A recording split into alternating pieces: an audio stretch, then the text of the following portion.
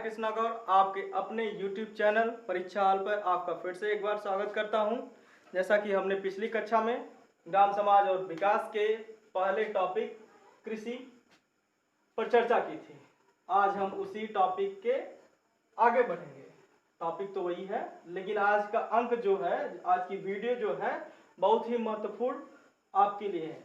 आज आप जो मैं बोलूँगा, जो मैं कहूँगा, आप उस चीज़ को एक बार अपने नोट्स ले लीजिए, कॉपी ले लीजिए, कलम उठा लीजिए, इसको नोट्स करिए। ये बहुत आपके लिए महत्वपूर्ण है। चलिए हम शुरू करते हैं। ये हमने आज इंडिया का मैप बना दिया। कुछ लोग कह रहे थे मैप, तो आज हम सोचे हैं कि मैप के सहारे आपको भी थोड़ा सा बता दें कि क्या है कृषि का भारत और यूपी के परिप्रेक्ष्य में। जैसा हमने आपको कल शुरुआत में बताया था कि भारत को 15 जलवायु कृषि प्रदेशों में विभाजित किया गया है। कितने भागों में? 15 जलवायु कृषि भागों में विभाजित किया गया है। तो आज हम उसकी चर्चा क्या करेंगे? विकास के बारे में, विकास के क्या क्या कारक हैं कृषि के बारे में। चलिए, पहला तो है आपका और हमारा भौतिक कारक, जो सबसे महत्वपूर्ण होता है किसी भी कृषि या किसी भी सब्जेक्ट का। जो भौतिक कारक है, फिजिकल, वो बहुत ही महत्वपूर्ण होता है। जैसे जलवायु का भौतिक बहुत परिवर्तन होता है। अब चलिए इसके बारे में बात करते हैं। इसके अंदर जलवायु की विभिन्न दशाओं, जैसे वर्षा, तापमान, आर्द्रता, मिट्टी की उर्वरता, स्थलाकृति का ढाल और भौगोलिक उच्चावच इसके अंतर्गत आते हैं। इसके अंतर्गत क्या है? भौतिक कारक के अंतर्गत ये सब कारण, ये सब जो प्रकार हैं आते हैं। चलिए अब दूसरे कारक की बात करते हैं, जिसे कहते हैं संस्थागत कारक। इसके अंतर्गत भूमि सुधार, बिचौलियों का अंत, हकबंदी, चकबंदी, काश्तकारी सुधार, लगान का नियमन, भूमि का पुनर्वितरण, भूमि में पुनर्सुधार और भूमि का जो पुराने संबंध, उसके बारे में हम चर्चा करेंगे। जैसा कि अंग्रेजों द्वारा शोषणकारी नीतियां अपनाई जाती थी, भूमि को लेकर ज़्यादा से ज़्यादा लगान वसूला जाता था गरीब किसान से, जो कई माध्यमों से, जैसे महालवाड़ी, रैयतवाड़ी और जमींदारी व्यवस्था। इसके बारे में हम आगे चर्चा करेंगे। चलिए अब तीसरे अपने कारक। अभी हम आप लोग को थोड़ा मोड़ा जानकारी दे रहे हैं क्या कैसे हैं, इसके बाद हम पूरा विवरण इसका हम आपको देंगे। चलिए तीसरे कारक की बात करते हैं, संरचनात्मक कारक। संरचना मतलब जो हमारी आधुनिकता इससे जोड़ी जाती है। इसके अंदर कृषि के आधुनिकता के उत्पादन बढ़ाने व इसमें सबसे महत्वपूर्ण संरचनात्मक कारक में आपका हरित क्रांति आता है, जिसके अंतर्गत भूमि में अच्छे उर्वरक का उपयोग, अच्छे बीजों का उपयोग, जिसे हाई एल्डिंग वैरायटीज के बीज कहा जाता है, जिससे उत्पादकता बहुत ज़्यादा होती है, जो 1960 के दशक से हरित क्रांति का उपयोग किया जा रहा है। इसके बारे में आगे चर्चा करेंगे। हरित क्रांति क्या है, इसके बारे में कैसे कैसे सुधार है और किस फसल पे सबसे ज़्यादा हरित क्रांति का प्रभाव पड़ा है। कौन सी फसल है? वो फसल है गेहूं की फसल। थोड़ा जानकारी आपको देते हैं। यहाँ पे गेहूं की फसल पे सबसे ज़्यादा प्रभाव पड़ा है। कैसे प्रभाव पड़ा है? ये हरित क्रांति का, इसके जन्मदाता कौन है? भारत के परिप्रेक्ष्य से एमएस स्वामीनाथन भारत के परिप्रेक्ष्य से इन हरित क्रांति के जनक कहा जाते हैं। और विश्व के परिप्रेक्ष्य से क्या कहा जाता है? किसको कहा जाता है? नॉर्मन बोरलॉग को कहा जाता है। इसके बारे में आज जानकारी हम विस्तृत करेंगे। अब चलते हैं अपने दूसरे विकास के कारक के ऊपर, जिसे देखा है तो सस्य गहनता कहा जाता है। इसमें क्या है कि कृषि योग्य भूमि पर एक वर्ष में जितनी बार फसल उगाई जाती है, वह उस भूमि की सस्य गहनता कहलाती है। मतलब ये जो देख लीजिए एक बार,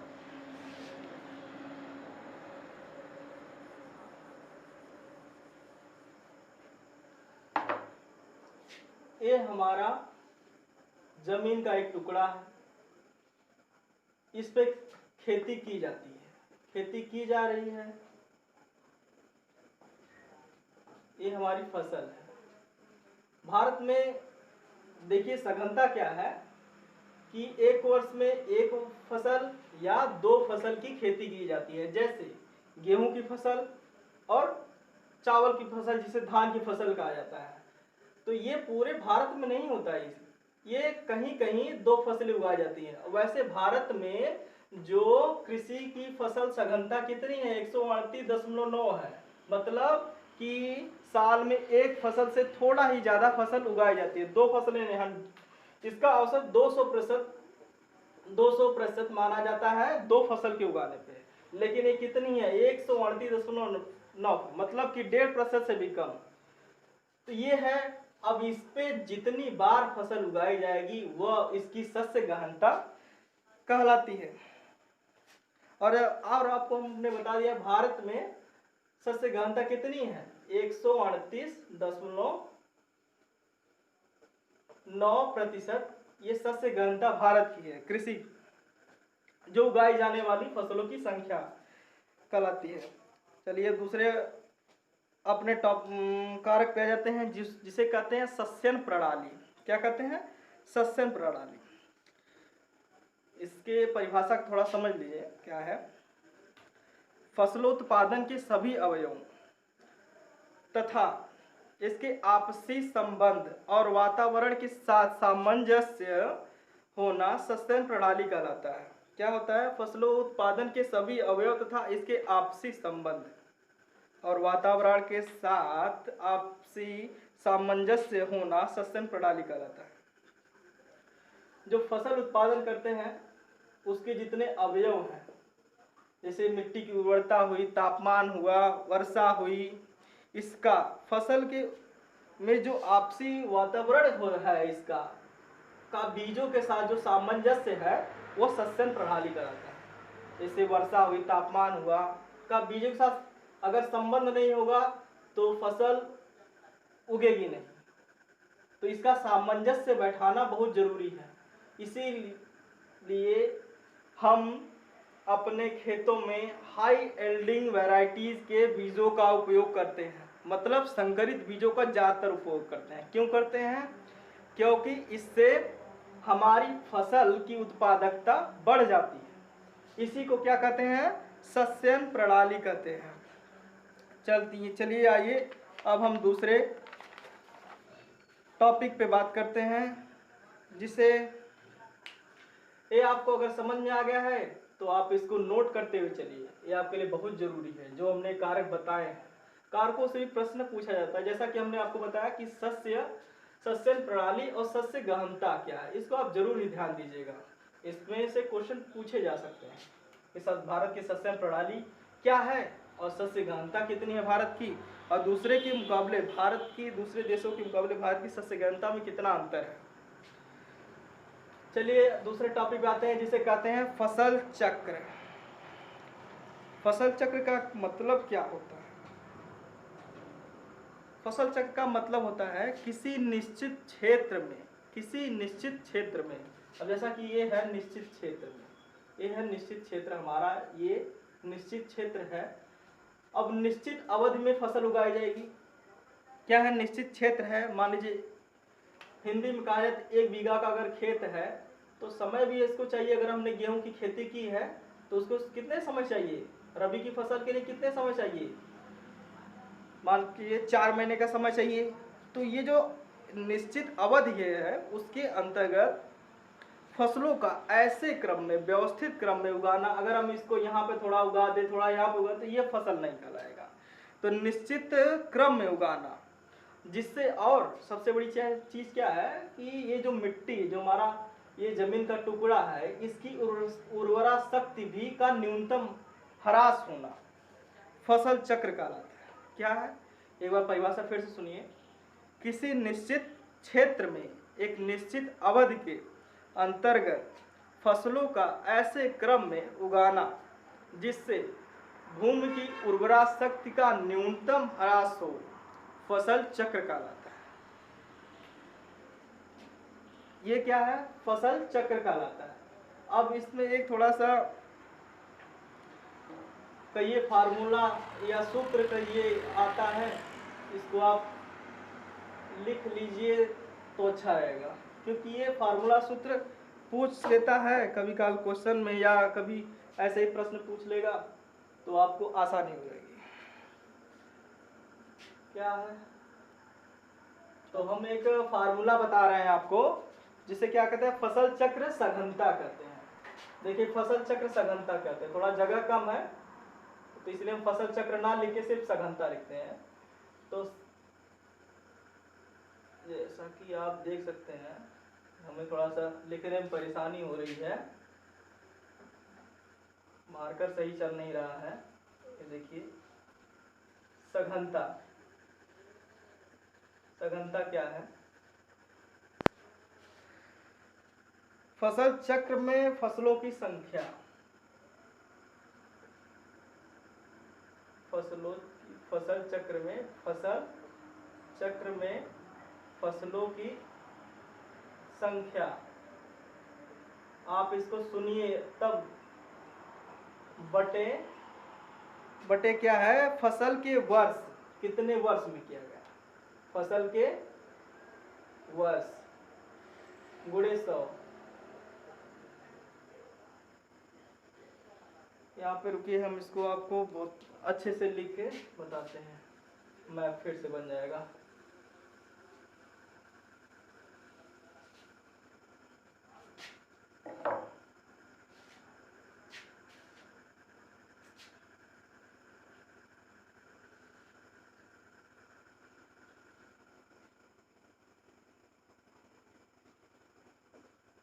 फसल सघनता, फसल सघनता बराबर फसल चक्र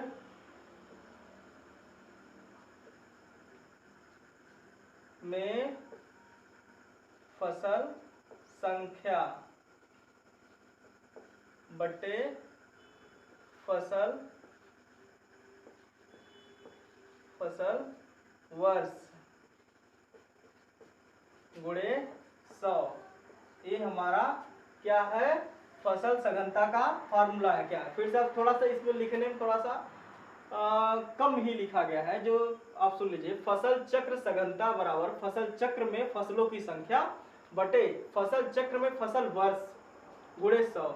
मतलब क्या है, फसल चक्र में संख्या मतलब अगर किसी भी प्लाट है, अगर ये प्लाट है, इसमें हमने 2 बार खेती की है या 3 बार खेती की है, जैसे हमने गेहूं उगाया, गेहूं उगाने के बाद हमने बीच में जायद का समय आ गया, रबी के टाइम हमने गेहूं उगाया, उसके बाद जायद का समय आ गया, जायद के समय हमने क्या उगाया, खीरा ककड़ी भी उगा ली।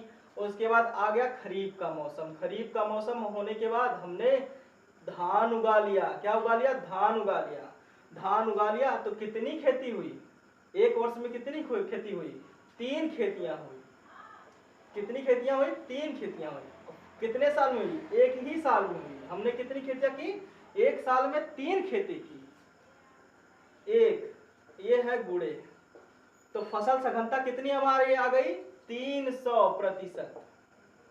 ये हमारा फसल चक्र का फसल सघनता सूत्र, जिसको हमने आपको उदाहरण सहित समझा दिया है। फसल चक्र क्या होता है, फसल सघनता क्या होती है, इसका सूत्र के साथ।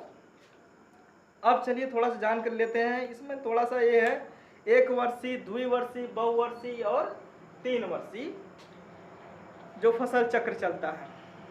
आप इससे लिख लीजिए क्या क्या है, फसल सघनता के उदाहरण कहिए या प्रकार कहेंगे तो सबसे सर्वोत्तम है।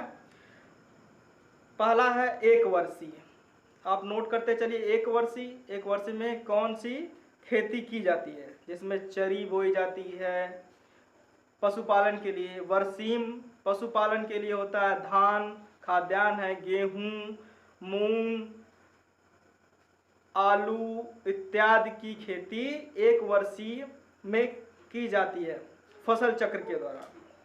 दूसरा द्विवर्षीय फसल चक्र, इसमें कपास, मटर, परती, गेहूं आदि की खेती की जाती है। तीसरा फसल चक्र में क्या है, जिसे 3 वर्षीय या बहुवर्षीय भी कहा जाता है,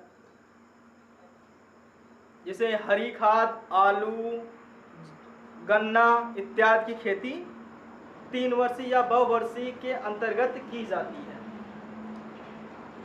ये हमने फसल चक्र देख लिया, कारक देख लिया।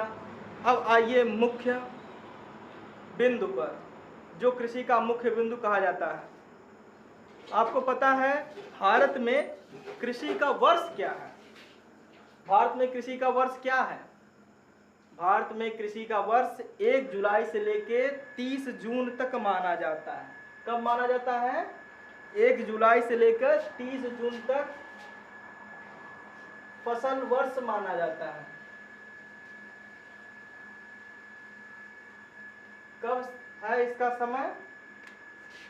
1 जुलाई। 1 जुलाई से 30 जून, ये हमारा है फसल वर्ष जिसे कहते हैं भारत का।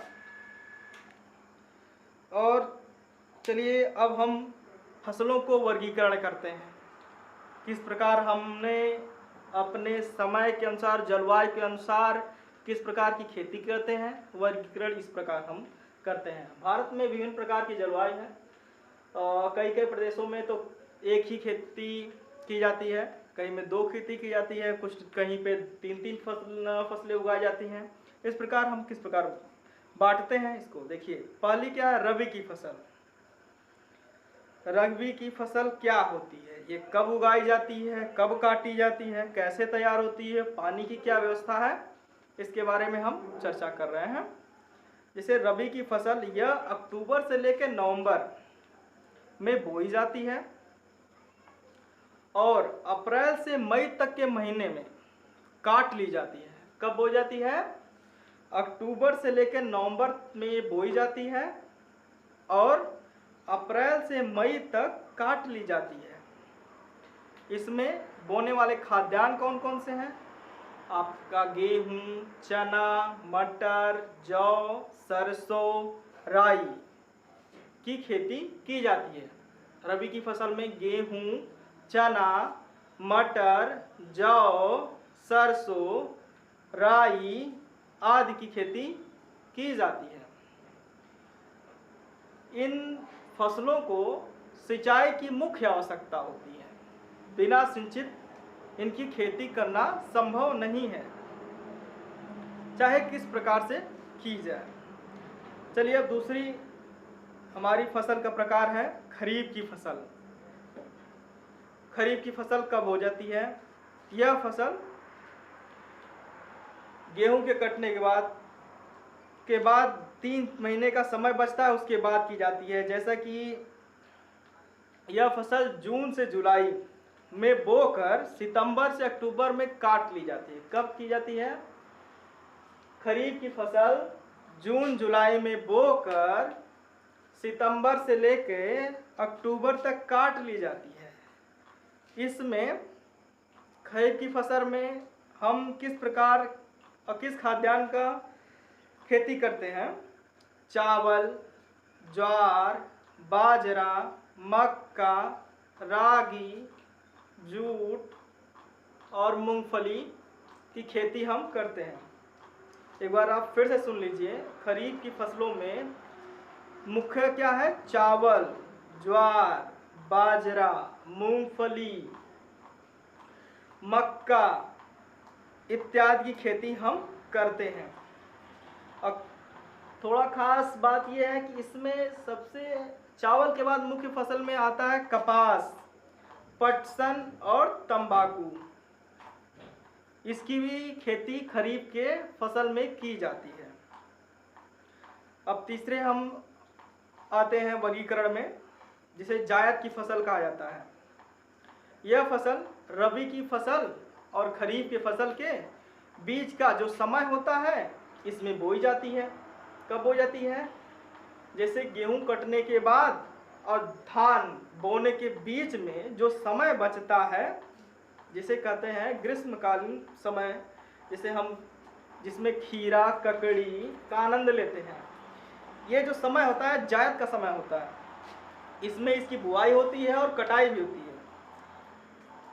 तो ये क्या है, जायद की फसल क्या है, यह फसल रबी व खरीफ के मध्य के समय में बोकर काट ली जाती है।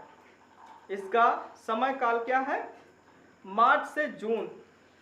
इसका समय काल क्या है, मार्च से जून तक इसे बोई और काटी जाती है, जिसमें तरबूज, खीरा, ककड़ी इत्यादि की फसलें हम बोते हैं।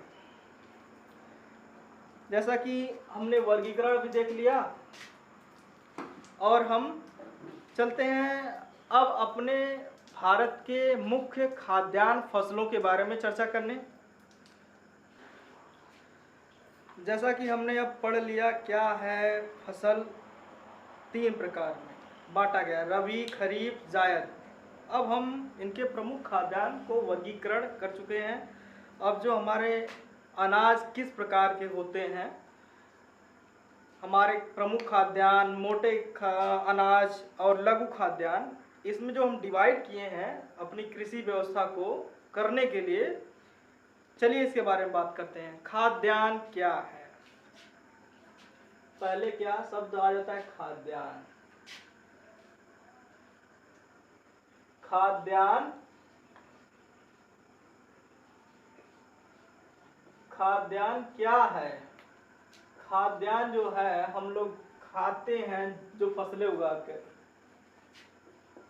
यह किस श्रेणी का है, यह किस प्रजाति का, ये घास कुल का है। क्या है, घास है। क्या है, घास है। खाद्यान्न क्या है, घास कुल के हैं, और इनके कुल का नाम क्या है, यहाँ पे देख लीजिए, ग्रैमिनी। ये बहुत महत्वपूर्ण नाम है, अक्सर एग्जाम में पूछ लिया जाता है कि खाद्यान्न जो घास है वो किस कुल के और किस प्रजाति से संबंध रखता है। ग्रैमिनी कुल का, ग्रैमिनी प्रजाति का संबंध ये रखता है। ठीक है, तो आगे चलते हैं। प्रमुख खाद्यान्न क्या है, प्रमुख खाद्यान्न में हमारे 3 चीज आते हैं, 3 फसलें हमारी प्रमुख खाद्यान्न में आती हैं, जिसमें गेहूं, धान, जौ। चावल हम नहीं कहेंगे क्योंकि चावल की खेती की नहीं जाती, धान की खेती की जाती है। तो क्या हम कहेंगे, गेहूं, धान और जौ। दूसरा है मोटे अनाज।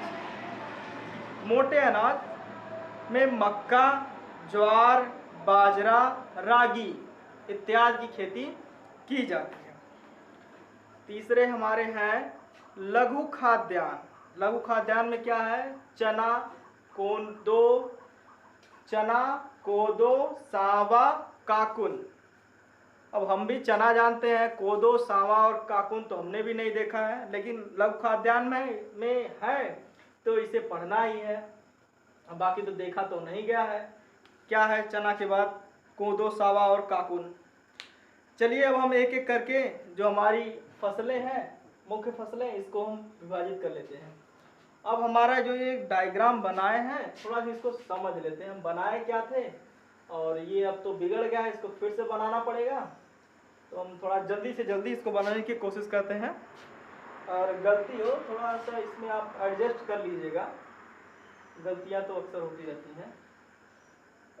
देखिए शुरुआत में गलती हो गई है मानचित्र में, तो ये हो गया भारत, ये हो गया भारत, ये जो हिस्सा हमारा है क्या मतलब 1 2 3 4 5 6। अब चलिए थोड़ा समझ लीजिए क्या है। हमने अनाज पढ़ लिया, मोटे अनाज पढ़ लिया, लघु खाद्यान्न पढ़ लिया और प्रमुख खाद्यान्न पढ़ लिया। तो इसमें क्या है देख लेते हैं। जो हमारा 1 नंबर है, जो कहिए धान, जूट, चाय। धान, जूट, चाय, ये कहाँ पे खेती की जाती है, ये जो नॉर्थ ईस्ट एरिया देख रहे हैं, नॉर्थ ईस्ट एरिया और वेस्ट बंगाल, उड़ीसा, ये जो है ये एरिया में हमारा धान, जूट और चाय की खेती की जाती है। ये मैप की सहायता से हम आपको बता रहे हैं। ये देखिए मैप में क्या है, अभी हम स्टेट वाइज इसको नहीं दिखाए हैं, लेकिन आप इसको मैप में देख लीजिए कौन सा एरिया है। नॉर्थ ईस्ट, बंगाल, उड़ीसा का ये जो क्षेत्र है, इसमें धान, जूट और चाय की खेती की जाती है। और ये देख लीजिए दूसरा गेहूं चना गन्ना। गेहूं चना गन्ना का क्षेत्र आप तो समझ गए होंगे कि कौन से क्षेत्र की बात कर रहा हूं। हम उत्तर प्रदेश, पंजाब, हरियाणा, राजस्थान, मध्य प्रदेश की बातें कर रहे हैं। हम किस स्टेट की बात कर रहे हैं दूसरे के लिए? गेहूं चना गन्ना। गेहूं चना गन्ना में सर्वप्रथम क्या है? उत्तर प्रदेश, पंजाब, हरियाणा, राजस्थान और मध्य प्रदेश। चलिए हम तीसरे की बात करते हैं, मोटे अनाज। मोटे अनाज में क्या हमने बताया? बाजरा, ज्वार, मक्का इत्यादि। ये कहाँ पे पाए जाते हैं? ये देखिए जो बेल्ट है इसमें हम मोटे अनाज उगाते हैं। और जो देखिए आपका आ गया चौथा, कपास तिलहन। कपास तिलहन ये महाराष्ट्र है, थोड़ा गुजरात का एरिया है, कर्नाटक का एरिया, इसमें हमारा कपास और तिलहन उगाई जाती है। पांचवा मोटे अनाज और तिलहन। ये जो मोटे अनाज और तिलहन है इसमें दोनों ज्वार, मक्का, बाजरा इत्यादि भी, और तिलहन तेल से संबंधित जो फसलें हैं इसमें उगाई जाती हैं इस क्षेत्र में, पांचवें क्षेत्र में। और जो सबसे कहते हैं फल, फल तो बहुत अच्छा होता है, वो कहाँ पे? शीत, जो यहाँ पे जम्मू कश्मीर का एरिया है, हिमाचल, उत्तराखंड, हिमाचल और जम्मू कश्मीर का सबसे ज्यादा तो हिमाचल वाला है, जहाँ पे सेब की खेती की जाती है। जो फल के लिए हमारा ये एरिया महत्वपूर्ण है। तो हमने जान लिया कहाँ पे भारत के किस क्षेत्र में, हम 6 भाग में डिवाइड कर दिए हैं। आप इस चीज को स्क्रीनशॉट लेना चाहें तो आप ले सकते हैं। चलिए अब हम इसको हटाते हैं क्योंकि इसका कार्य अब हो चुका है और हमें दूसरे कार्य करने हैं। अब हम एक एक फसल के बारे में आराम से चर्चा करेंगे। क्या है? क्योंकि कृषि का टॉपिक चल रहा है तो फसलों के बारे में जानकारी होगी नहीं तो काम चलेगा नहीं। तो भारत की मुख्य फसल क्या है जो सबसे ज्यादा कृषि योग्य क्षेत्र में उगाई जाती है? कौन सी फसल है? चावल। कौन सी फसल है? चावल। चावल की फसल ये कहाँ पे उगाई जाती है? देख लीजिए, ये चावल हो गया, उल्टा पड़ा, हम उल्टे हाथ दिख रहे हैं।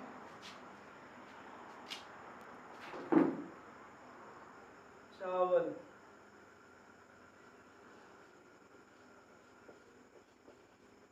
चावल। अब हम इसको जो जो लिखाएंगे आपको ब्लैक बोर्ड पे, आप इस चीज को पूरी तरह नोट करते हुए चलिए, ये बहुत महत्वपूर्ण है। चावल में क्या है? जैसा कि हम बात कर रहे हैं चावल की, चावल क्या है? चावल यह ग्रैमिनी कुल का पौधा है, फसल है। किस कुल का है? घास बताया ना आपको। ये जो खाद्यान्न है घास है, किस कुल की? ग्रैमिनी कुल के। ये ग्रैमिनी कुल का उष्ण कटिबंधीय मानसून में पैदा होने वाला फसल है। तो ये इतना आपने नोट कर लिया, किस कुल का है? ग्रैमिनी कुल का उष्ण कटिबंधीय फसल है जो मानसूनी जलवायु में अच्छी खेती की जाती है। जिसकी कैसे जलवायु में खेती की जाती है? मानसूनी, जहाँ पे वर्षा अधिक हो, धूप मिले, जैसे तापमान की आवश्यकता इसे बहुत ज़्यादा रहती है, और मिट्टी की उर्वरता भी चावल के लिए बहुत महत्वपूर्ण होती है। अब थोड़ा बात कर लेते हैं, ये किसकी फसल है? रबी की फसल है, खरीफ की फसल है या जायद की फसल है? इसकी बुआई कब होती है? ये किसकी फसल है?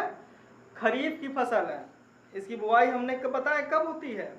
खरीफ की बुआई जून से जुलाई में की जाती है और सितंबर से अक्टूबर में काट ली जाती है। मतलब चावल धान की जो बुआई जून से जुलाई में की जाएगी और सितंबर से अक्टूबर के महीने में काट ली जाएगी। चलिए चावल के बारे में कुछ और बातें करते हैं। खाद्यान्न की दृष्टि इसका 47% भाग होता है। भारत में खाद्यान्न की दृष्टि कितना प्रतिशत भाग होता है? 47% खाद्यान्न नोट करते हुए चलिए। चावल में कितने, माय मिस्टेक, 47 है यहाँ पे, 47%। और क्या है, ये विश्व में जो भारत का चावल उत्पादन क्षमता है कितने प्रतिशत का है, जैसे ये भारत का 47% है, और विश्व के स्तर पर, विश्व के स्तर पर, विश्व,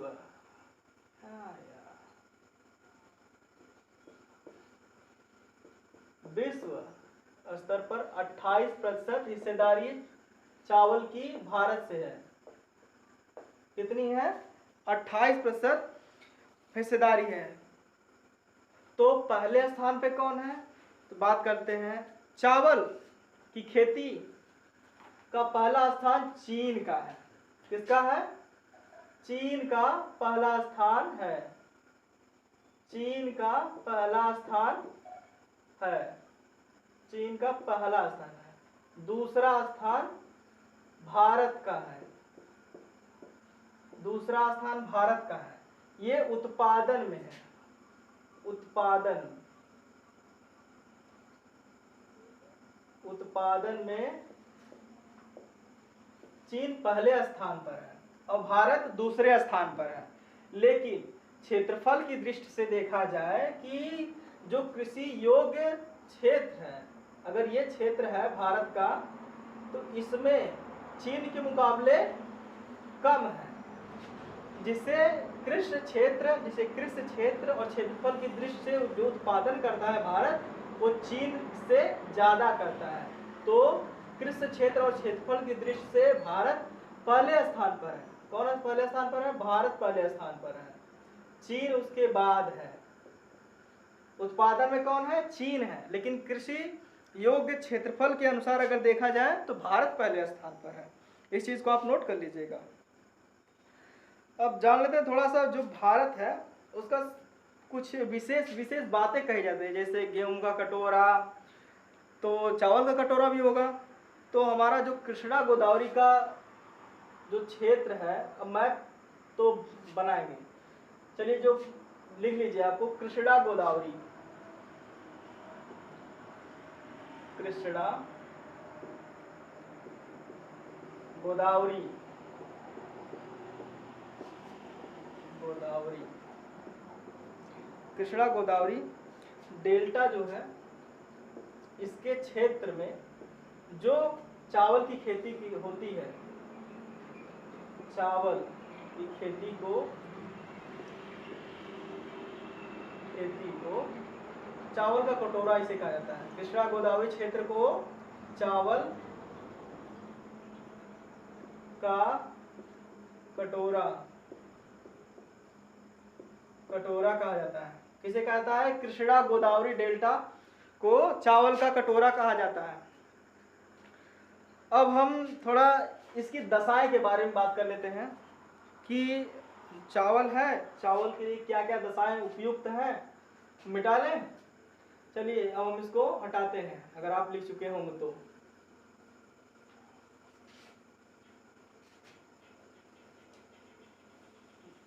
दशाएं, दशाएं मतलब भौगोलिक दशाएं से यहाँ पे अर्थ है।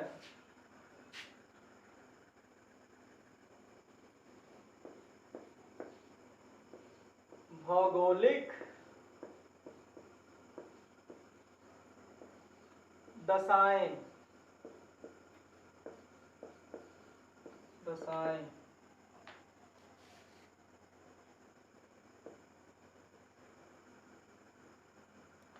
तो भौगोलिक दशाएं क्या हैं, थोड़ा देख लेते हैं।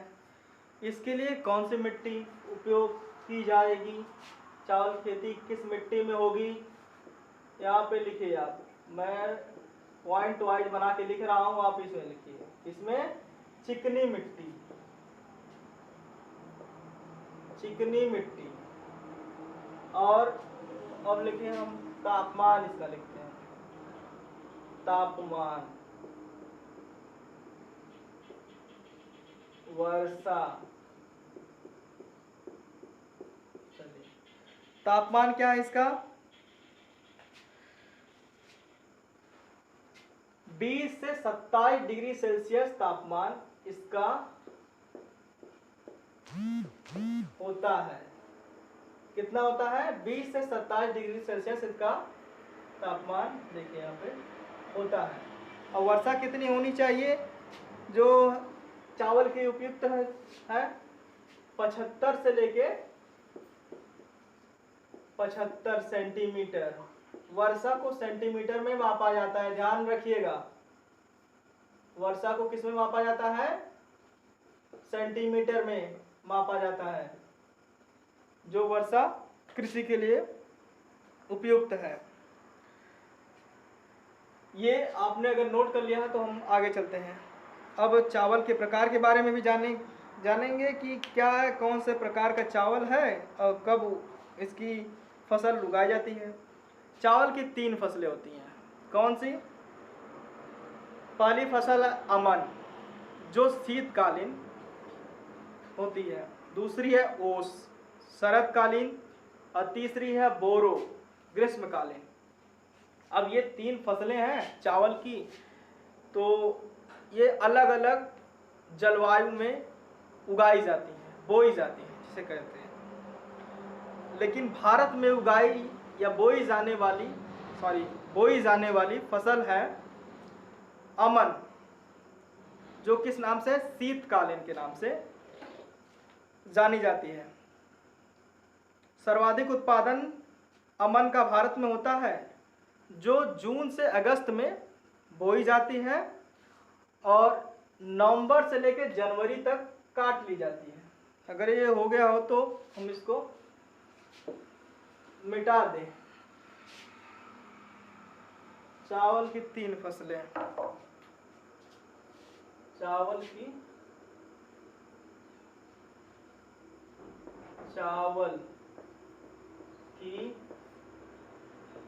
3 फसलें। पहला अमन,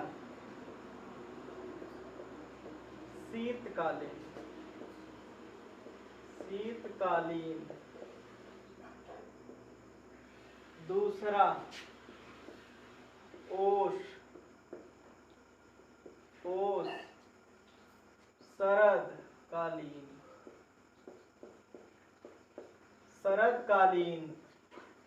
दूसरा ओस, शरदकालीन। तीसरी बोरो, ग्रीष्मकालीन।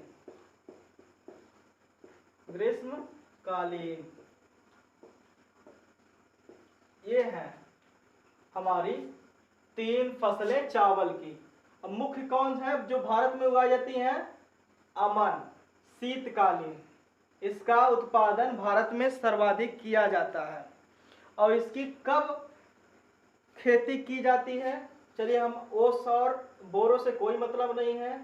भारत में इसका उत्पादन ना के बराबर किया जाता है, बहुत ही कम क्षेत्रों में किया जाता है, तो इसकी बारे में हम चर्चा नहीं करेंगे, क्योंकि ये यूपी के परिप्रेक्ष्य से और भारत के परिप्रेक्ष्य से महत्वपूर्ण नहीं है, इतनी जानकारी नहीं चाहिए। अमन की खेती कब की जाती है? जून से लेके अगस्त तक की जाती है।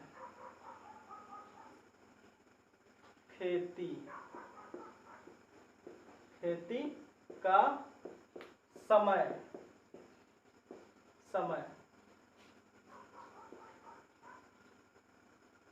जून से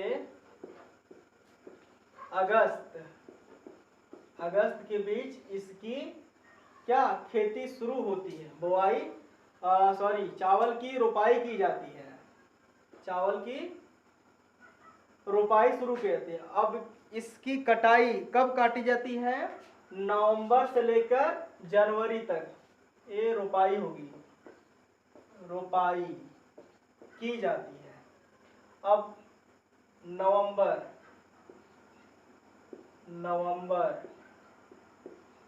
से लेकर जनवरी तक इसको कटाई की जाती है।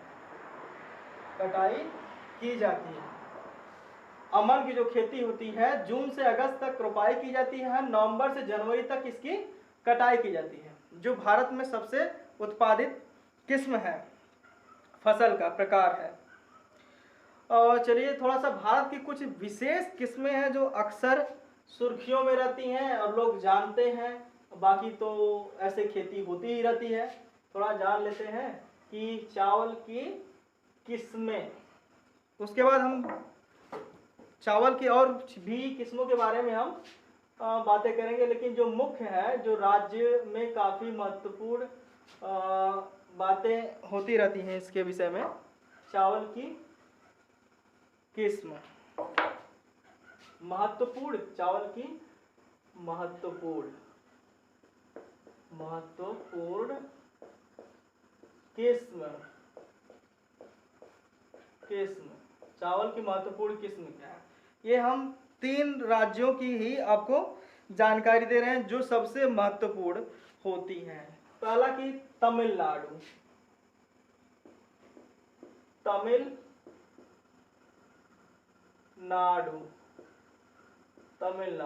में क्या है, सांबा की खेती तमिलनाडु में की जाती है, जो बहुत ही महत्वपूर्ण किस्म की है। दूसरी कुर्रुवई, किसकी खेती, कुर्रुवई किस्म की, चावल की बहुत महत्वपूर्ण किस्म की खेती की जाती है तमिलनाडु में। और दूसरी है आपका पश्चिम बंगाल, जो चावल के उत्पादन में प्रथम स्थान रखता है। कौन, ये देखिए पश्चिम बंगाल, जो सब इसकी महत्वपूर्ण है कामिनी, काला जीरा और गोविंद भोग। तो पहले क्या हमने बताया, कामिनी,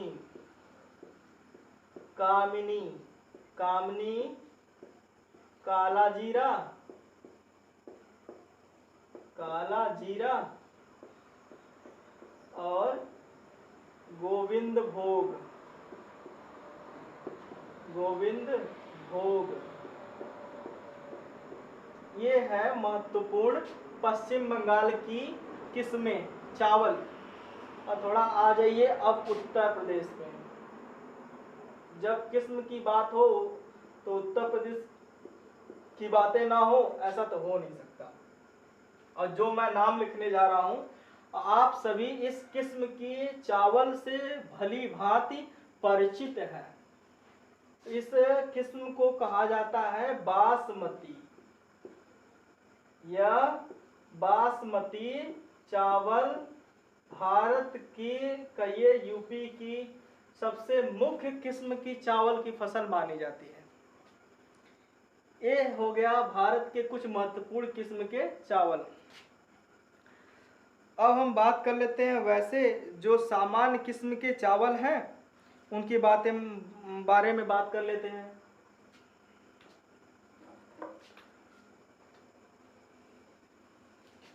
ये महत्वपूर्ण वाले किस्म थे जो ना महत्वपूर्ण। अब ये सिंपल, अब हम बात करेंगे इसमें, आप लिखते चले जाएं, साकेत,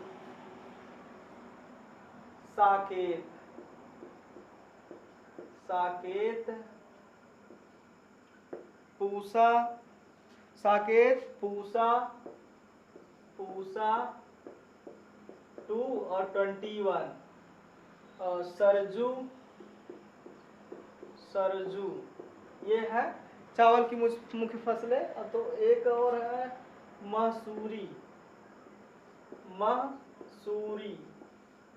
मसूरी, ये है चावल की किस्म के। और एक जानकारी और है आपको देनी है, जो इस समय वैज्ञानिक आधुनिकता चल रही है उससे मिलती जुलती या उसके परिप्रेक्ष्य से आपको सबसे IET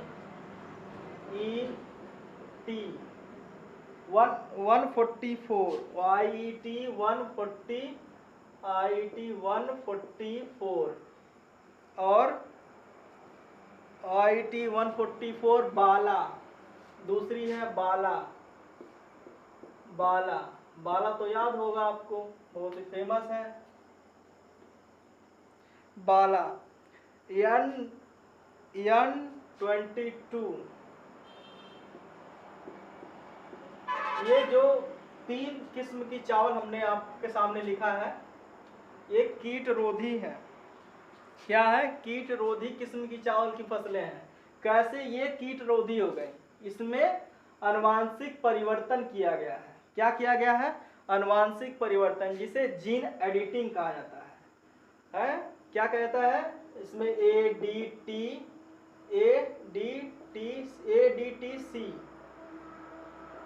ये है जीन का टाइप है। अब इसमें जानकारी आपको नहीं, हम कृषि के चैप्टर में नहीं दे सकते। हम आपको जब विज्ञान पढ़ाएंगे, जब जीन अनुवांशिकी पढ़ाएंगे, तब आपको बताएंगे क्या है जीन का टाइप, किस प्रकार से इसको विभाजित किया जाता है।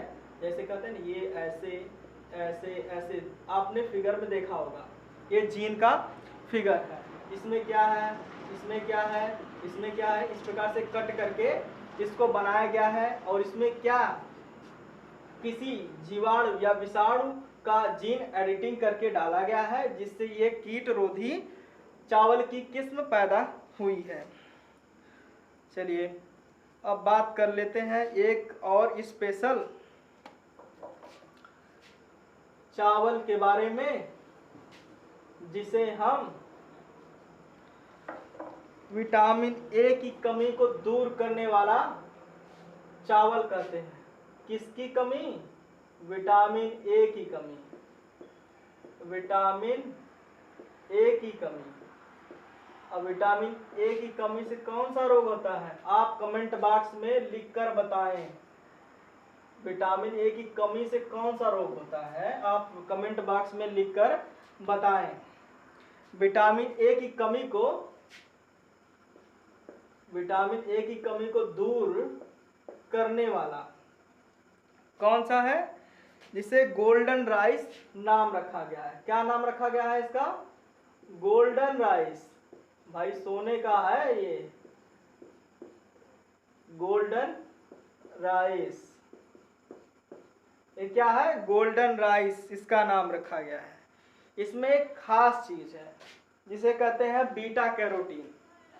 इसमें पर्याप्त मात्रा में क्या है? चावल की जो ये किस्म है जिसमें विटामिन ए की कमी को दूर करता है ये, इसमें बीटा कैरोटीन है। क्या है? Beta carotene. कैरोटीन क्या है इसमें? Beta carotene. बीटा कैरोटीन की पर्याप्त मात्रा है। किसकी पर्याप्त मात्रा है? बीटा कैरोटीन की। अब चलिए थोड़ा हम उत्पादन की बात कर लेते हैं। फसलों किस्मों के बारे में जानकारी ले ली, कौन सी फसल कहाँ उगाई जाती है उसकी बारे में जानकारी ले ली। अब उत्पादन के बारे में जान लेते हैं, फिर थोड़ा सा यूपी के बारे में जान लेते हैं, कहाँ कैसा कौन, और यूपी और कौन से स्थान पे यूपी है, भारत में किस प्रकार से किसका स्थान है। चलिए जानकारी ले लेते हैं। चलिए अब हम चावल के उत्पादन के बारे में बात कर लेते हैं। चावल का उत्पादन कैसे होता है भारत में, कितना होता है और क्या योगदान है कृषि में विश्व स्तर पर, ये तो हमने जान लिया है। थोड़ा जान लेते हैं हेक्टेयर के बारे में। कितना हेक्टेयर जो चावल उत्पादन हमारा देश में होता है पर हेक्टेयर, मतलब 2191 केजी पर हेक्टेयर इतना उत्पादन चावल का होता है भारत में।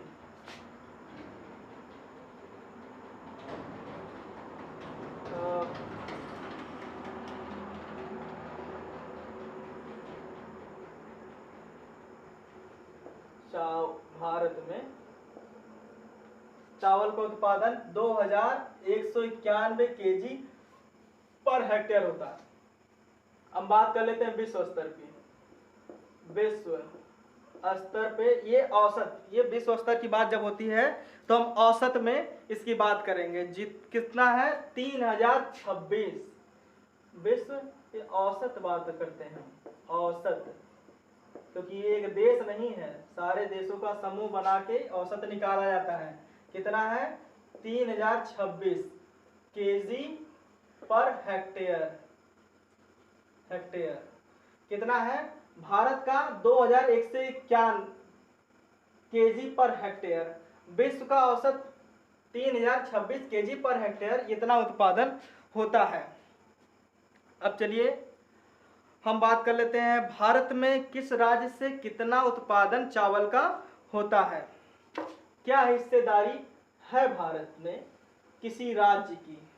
हम सिर्फ प्रथम श्रेणी के, मतलब कहिए तो 3 राज्यों की बात करते हैं जो सबसे ज़्यादा पैदावार चावल की उत्पादन करते हैं। पहली तो हम बात करते हैं पश्चिम बंगाल, जैसा कि हमने अभी कहा, पश्चिम बंगाल। पश्चिम बंगाल के बारे में हम बात करते हैं, जिसका चावल के खेती उत्पादन में 14.5% योगदान है। कितना है? ये 14.5% इसका योगदान है। पश्चिम बंगाल का अकेले 14.5% योगदान है। इसके 3 जिले बहुत मुख्य हैं, और इसको भी जान लेते। ए मेदिनीपुर,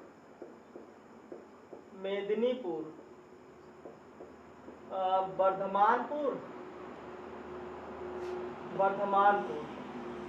और तीसरा है 24 परगना।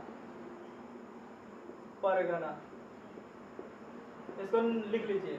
पश्चिम बंगाल 14.5% हिस्सेदारी रखता है भारत के कुल चावल उत्पादन में, जिसमें इसके 3 जिले मुख्य हैं, मेदिनीपुर, वर्धमान और 24 परगना। अब हम दूसरे स्टेट की बात करते हैं। दूसरा स्टेट है हमारा 5 नहरों वाला राज्य, जिसे नदियों अक्सर लोग कहते हैं, लेकिन नहर ही कहा जाता है, माना जाता है वो, पंजाब। दूसरा है हमारा पंजाब। कौन है? पंजाब है। पंजाब कितना? पंजाब राज्य 35 क्विंटल पर हेक्टेयर। कितना? 35 क्विंटल। ये मैं आपको हिंदी में लिखता हूँ, कुंतल प्रति हेक्टेयर का ये उत्पादन करता है। कितना उत्पादन करता है? 35 क्विंटल प्रति हेक्टेयर का उत्पादन करता है, जो भारत के किसी भी राज्य का सबसे ज्यादा है। कितना है? भारत के किसी भी राज्य का सबसे ज्यादा है। अब हम इसके 3 जिलों की बात करते हैं जो सबसे ज्यादा उत्पादन करते हैं, जिसमें सबसे पहला जिला है पटियाला। ए देख लीजिए, पटियाला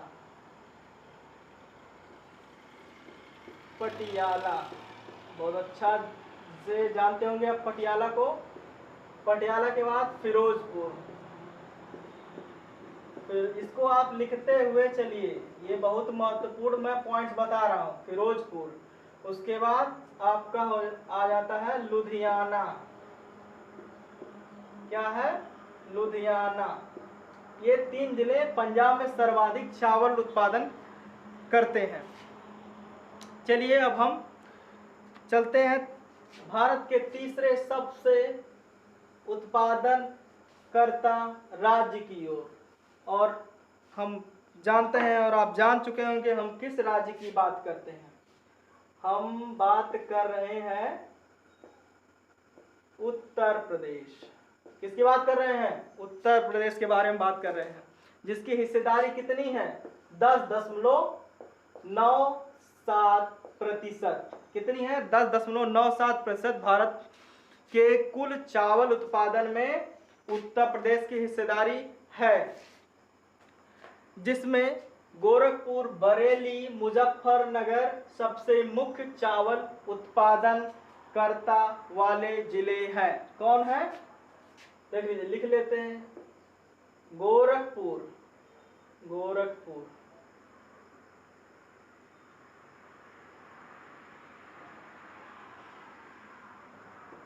गोरखपुर, गोरखपुर। गोरखपुर में सर्वाधिक उत्तर प्रदेश में वर्षा होती है। उत्तर प्रदेश में सर्वाधिक वर्षा कहाँ होती है? गोरखपुर में होती है। और सबसे कम वर्षा मथुरा में होती है। इस चीज को आप सुन के नोट कर लीजिएगा। सर्वाधिक वर्षा गोरखपुर में और सबसे कम वर्षा मथुरा में होती है। और क्या हमने बताया? दूसरा बरेली, बरेली। और तीसरा है मुजफ्फरनगर,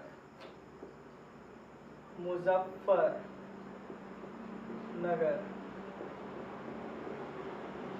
ये है भारत में चावल का उत्पादन और इसके बारे में आपको हम जानकारी दिए हैं। अब हम अपने दूसरे फसल की ओर चलते हैं, लेकिन आज नहीं चलेंगे, वीडियो काफ़ी ज़्यादा लंबा हो जाएगा। धीरे धीरे चलते हैं। और एक बात और आपसे करनी है कि कल की जो क्लास होगी जीएस की क्लास होगी। जैसा कि कहते हैं कि ग्राम समाज और विकास अच्छा सब्जेक्ट है, लेकिन जीएस के मुकाबले छोटा है, इसलिए हम इसको एक दिन करके लेके चलेंगे। एक दिन अंतराल पे लेके चलेंगे, मतलब एक दिन जीएस, एक दिन ग्राम समाज और विकास। उससे पहले ही ग्राम समाज विकास मान के चलिए 25 से क्लास में हम खत्म कर लेंगे। उसके बाद हम क्वेश्चन सीरीज करेंगे। क्लास खत्म, टॉपिक खत्म हो जाने के बाद हम क्वेश्चन सीरीज करेंगे। कितने? कम से कम 1000 क्वेश्चन की क्वेश्चन सीरीज हम सॉल्व करेंगे। हम आपको सॉल्व करके देंगे और आप हमारे साथ सॉल्व करेंगे, इसको दोहराते हुए चलिए। धन्यवाद।